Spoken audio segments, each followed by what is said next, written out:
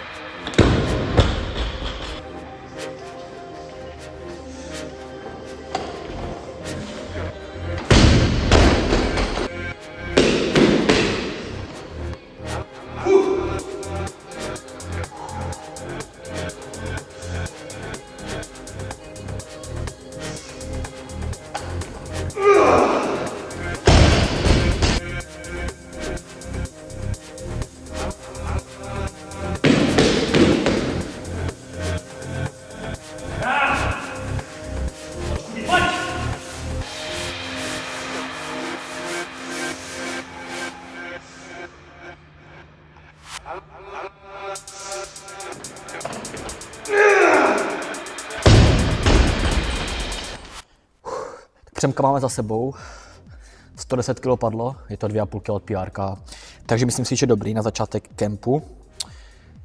Zkusil bych ještě 115, ale vidím to, že ještě to nechám asi na příští týden. A bude to nové PR, protože dneska nebylo úplně jako techničtě úplně nejlepší, ale je to dobrý. Síla jde nahoru, takže bude to lítat v halovce. No nic, jdem na kvártry.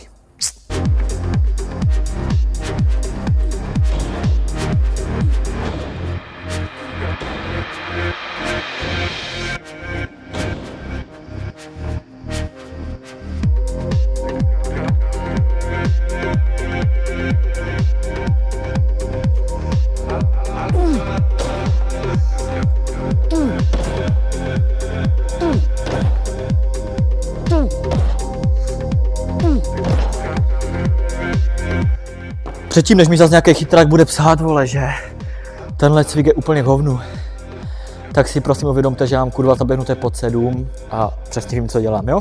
Díky.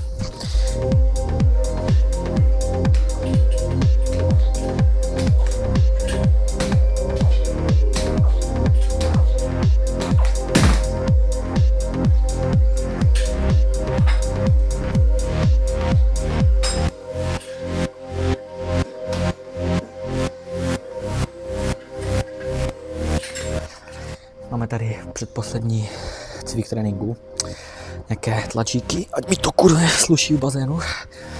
Dělám si srandu, trochu ten vršek je třeba zpevnit, takže nevím, kolik to má, to tu nepíšu úplně, ale 2, 4, 6, 8, 10, 12, takových 25 asi, 26 možná, nevím, to je jedno.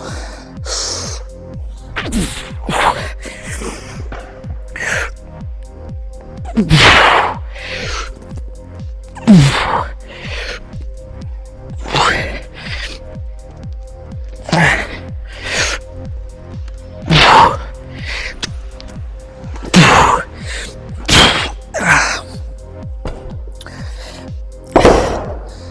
dám jednu. Stačí. Víte co?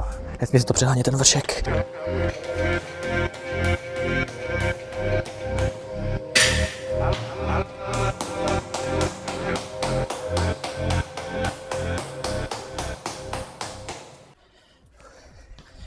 Teď vám tady ukážu můj oblíbený abs workout, který teď dávám tady po konci tréninku vždycky.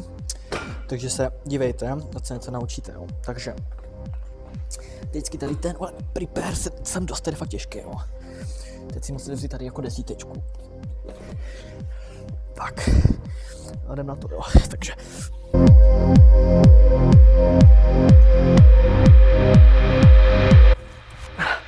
Dáme 10 tady těch sklapovaček nebo přítahů na břicho, nevím, sedu lehu, záleží, jak tomu říkáte. Tak si tady hned vezmeme žiněnečku a půjdem 10 na každou stranu Russian twistu, jo.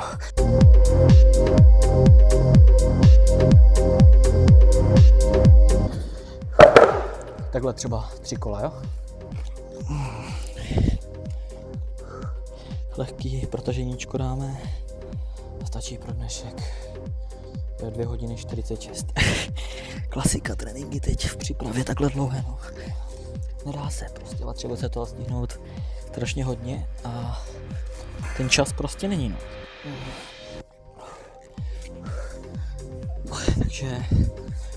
Takže tak.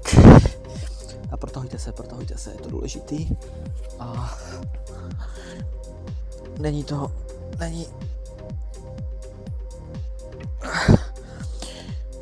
nesmí se to fakt podceňovat, takže protahujte se.